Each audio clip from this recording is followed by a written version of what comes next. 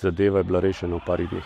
Letošnje leto je bilo nekoliko, bolj stresno. V tem primeru sva imela srečo ženo, da imava turistično zavarovanje, katerega sva letošnjem letu res konkretno uporabila.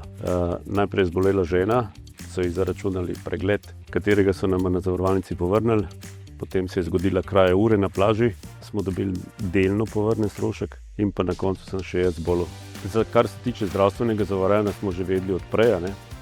Kar se tiče pa kraje ure, smo se pa pozanimali na internetni strani, kjer smo dobili vse potrebne informacije, kaj potrebujemo, in zadeva je bila rešena v parih dneh. Ko odideva žena na potovanje, so vsekakor bolj sproščena, ker veva, da je tukaj v primeru morebitnih nezgod oziroma bolezni, da je krito iz naslova zavarovanja.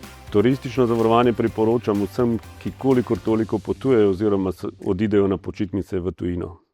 Evo, ne boleče pa na zvoki. Ne boleče. Hvala vam.